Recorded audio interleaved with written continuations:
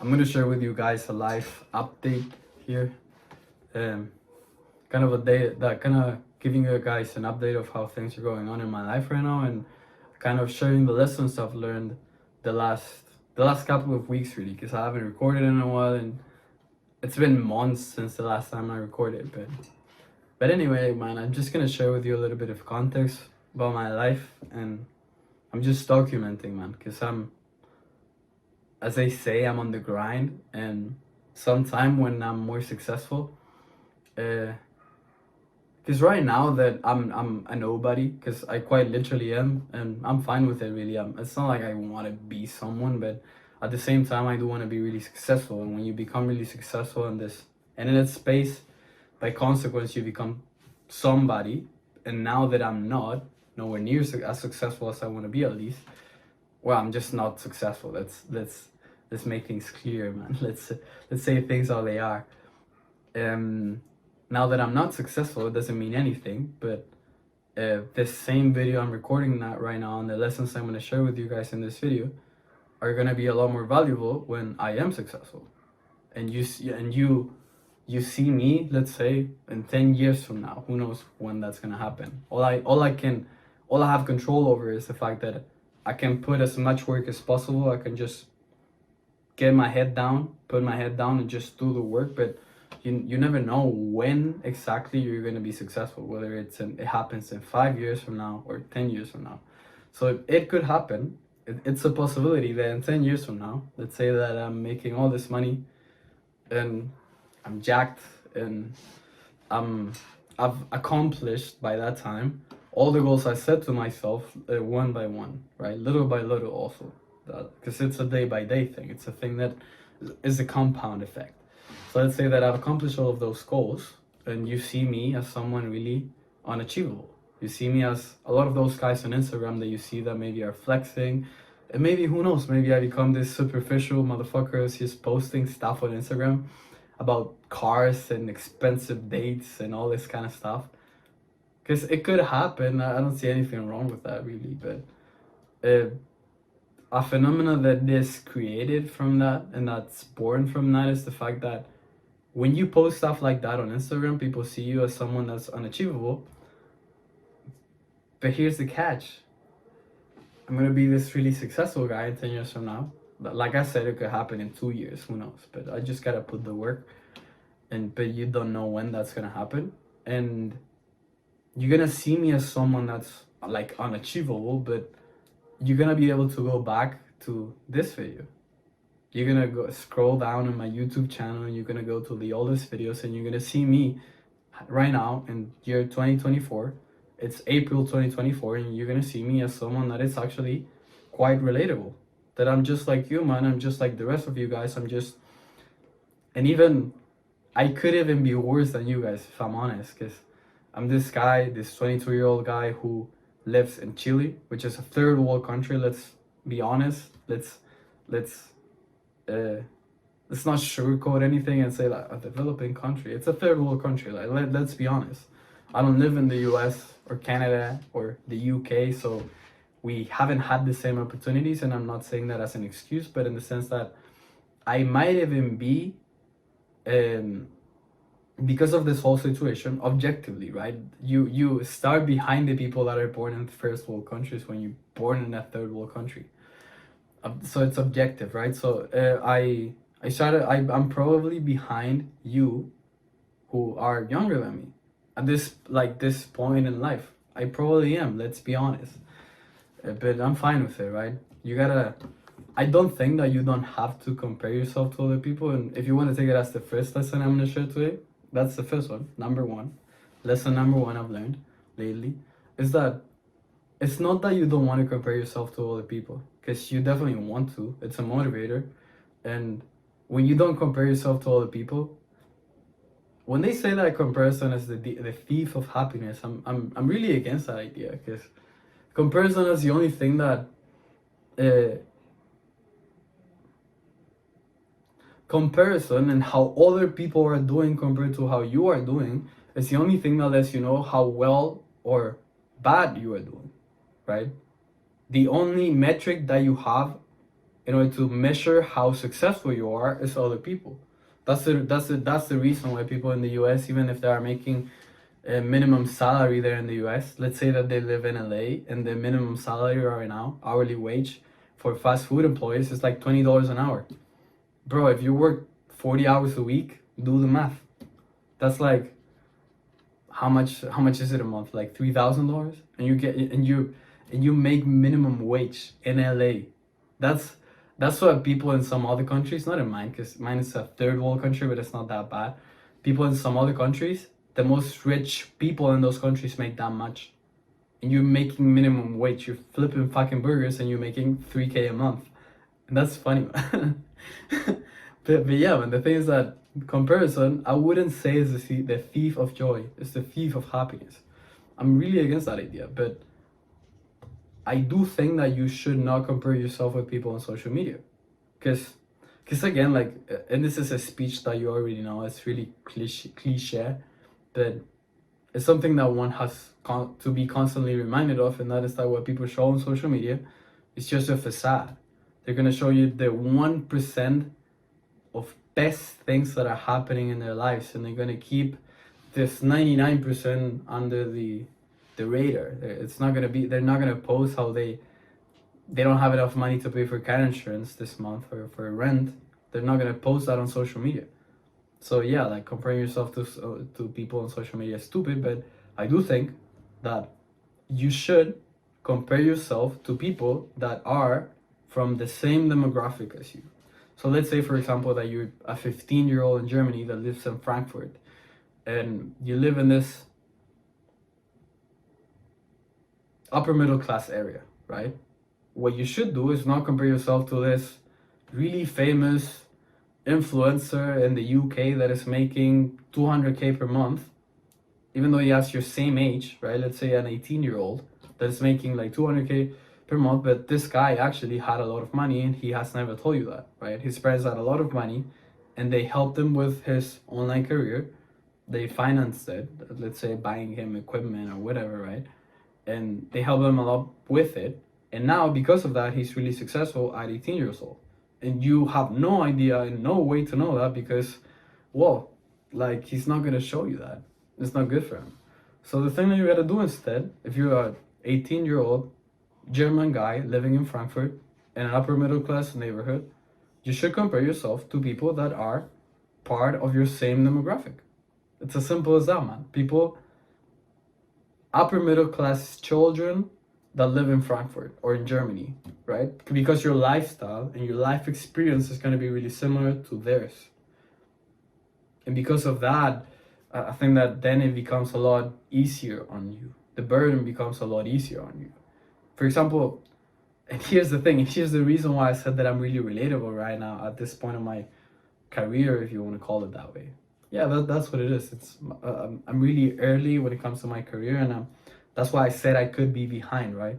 I'm 22 years old and I'm making 2K per month. I work in the high ticket sales space.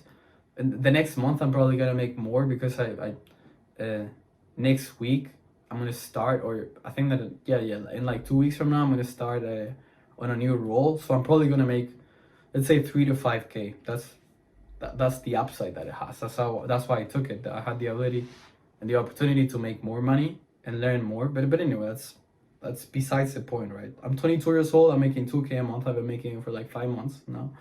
And if you were to compare me to other 22 years old, if I were to compare myself with a 22 years old guy from Canada, I would probably be feeling really bad about myself. Because let's be honest, if you live in Canada, you've had a lot more opportunities in your life and you're probably doing a lot better than myself at 22 years old. It's just how it is, man. It's literally just how it is. And I don't know what's the average income of a 22 years old in the US or Canada or anything like that, but I assume that it's a lot higher than 2K per month. But even then, I don't feel bad about myself. Like, I will be clear and I will make things clear when it comes to tell you that it's not that I'm comfortable making this much, and it's not that I think that I'm doing something great and awesome, and that I'm all this and all that. But I do feel I don't feel bad about myself. I can tell you that much because I see the people around me here in Chile. Because part of being and growing up in a third world country is not only the fact that you have less money and you have less opportunities from that side, because less money equals less opportunities, quite literally, but it also means that you are around and you are fed a lot of limiting beliefs in your life and in your lifetime. A lot of those limiting beliefs are constantly reinforced by those people, and that's why those countries are poor in the first place. It's because they have limiting beliefs, they have poor ideas, they have scarcity mindset, and then they people in those third world countries like mine, they communicate those ideas to their kids, and they tell them, for example, a 5-year-old kid that wants to be a footballer, a professional footballer, his parents are going to tell him that he's not going to be able to do that, because that's just not how the culture is here. They're going to tell him like that he's being delusional and that he should look for a better, more stable job, because that's what people do in those countries. That's the reason why we stay poor. Those countries stay poor. That's a side tangent, man. The thing is that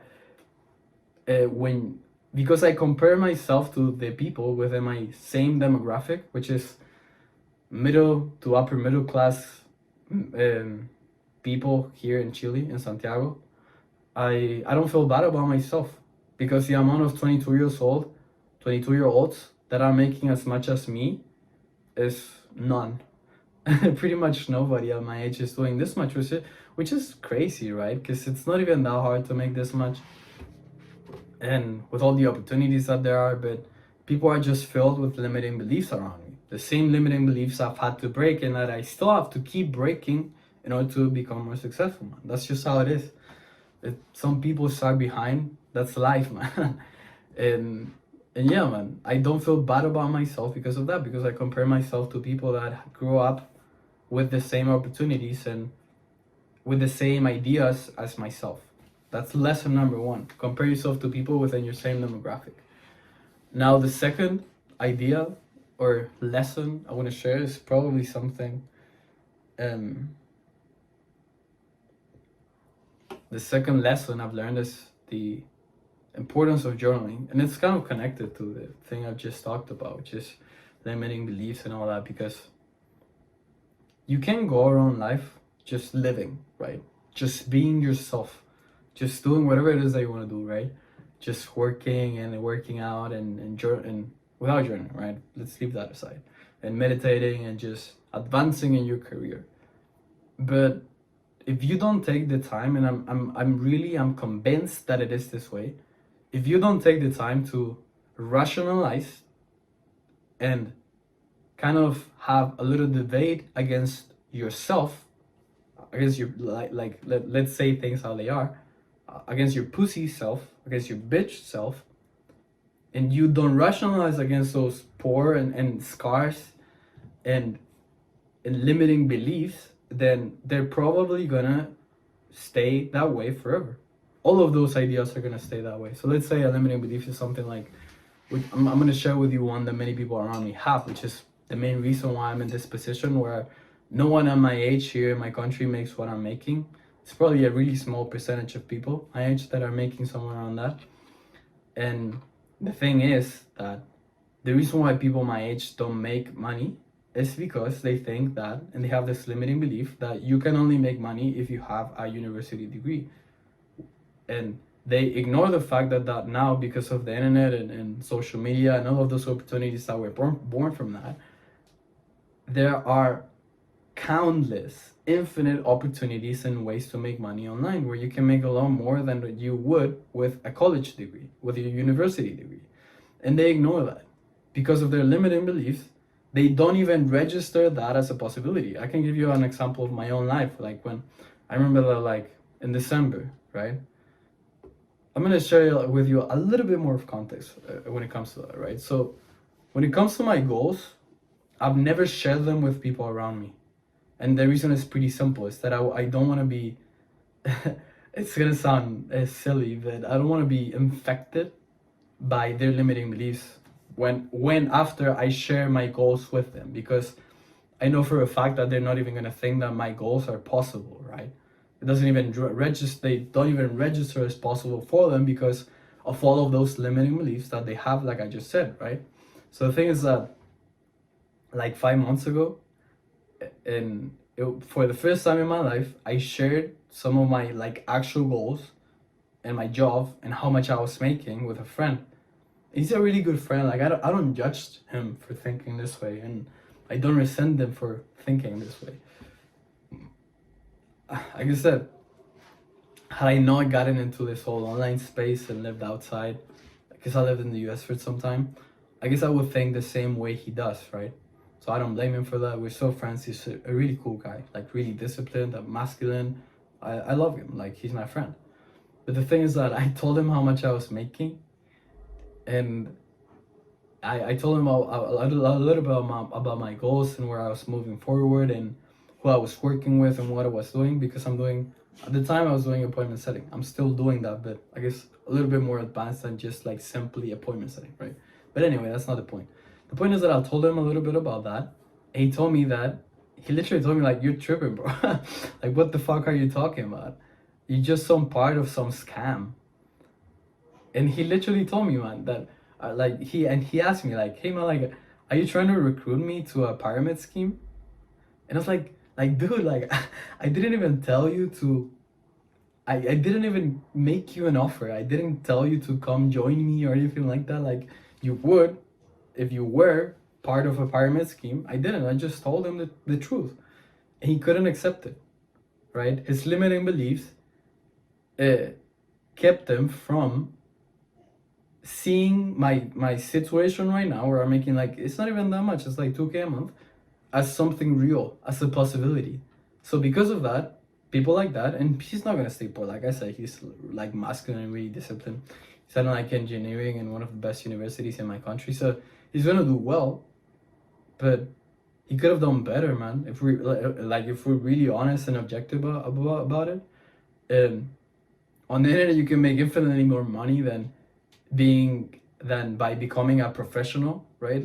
An engineer, a lawyer, doctor, or anything like that here in my country, objectively, right? Like in your country, in the US, let's say doctors make, I don't know, like 200 to $400,000 a year. Here in my country, they make like, with 10 years of experience, they're gonna make like 100K a year. Like at the peak of their careers, that's what they're gonna make. So it's not even that much money. And the thing is that my friend, me making 2K a month didn't even register to him as a possibility because of my situation, because I haven't gone to university, and because of all that. And all of that came from his limiting beliefs. Isn't that crazy, man? When you don't rationalize against your limiting beliefs, you live an ignorant life. That's exactly how it is, man. That's what happens, and part of it comes from being arrogant, I would say, which is something that I would say that we're all victims of, or more like victims. It's a sin that we all commit, right? Which is we become arrogant and we think that we know things when we in fact don't. We just gotta keep our ears up, right? We just gotta listen when people talk. But anyway, man, the thing is that the best way, in my opinion, to counter those limiting beliefs and to rationalize against them is journaling. Literally, just spend 1 or 2 hours journaling against all of your limiting beliefs, and you're gonna see how not only those limiting beliefs they go, right, and they're not part of your life anymore, because that's how powerful this journaling thing is. And when it comes to journaling against and rationalizing against limiting beliefs, but you're also gonna notice that you're gonna be a lot more motivated to like wake up in the morning. So let's say that you're not able to wake up usually at the time that you want to wake up, which is like really early, because everyone wants to wake up early, especially if you're watching this kind of video. Say that you want to wake up at like 6 or 7, let's say 6, and you always end up waking up at like 8 or 9 because your hormones are not in the right place, or maybe your mindset, and you don't really know what's going on. But the thing is that when you organize all of those ideas inside of your brain, and you rationalize, like I said, against your limiting beliefs, waking up in the morning then becomes incredibly easier, man. Because you have a clear vision of what you want to do the next morning, of where you're gonna go the next morning, and all of those stones that were part of the road, all of those bumps in the road, they're not there anymore. I would say that that's a really like good metaphor and an analogy for limiting beliefs. They're just bumps in the road. And the thing is that when you rationalize against them beforehand, you are removing those bumps from the road and you can just move freely. That's how great it is to get rid of limiting beliefs by journaling. And yeah, man, it's really crazy. Yeah. It's a really good analogy. Like you remove them beforehand, before you go on that road, and you can move with speed when you do that. And they're gonna keep coming up, all of those limiting beliefs. It's not that like it ends at some point. Like we're imperfect, we're humans, but the more you do this practice of just journaling beforehand against all of those limiting beliefs that are going on in your life, the faster you're gonna go. That's it. But yeah, man, those are the lessons I've learned during the last couple of weeks, and I'll see you next week, man. Because I'm gonna share the lessons I learned this week, next week, next week. But yeah, man, I hope this video was helpful for you, whether you're seeing this now in 2024 or in 2034, where I'm really successful, and you're thinking, you're seeing my Instagram profile, and you're thinking to yourself like, oh, this guy, what a fucking douche and all that. But then you're gonna go back to this video and you're gonna see like, oh, like he's actually like me. He's even worse than me, you know. but yeah, and I'm being silly. I'm being quite stupid. I'm kind of sleepy. But yeah, man. See you, bro. Take care. Generally.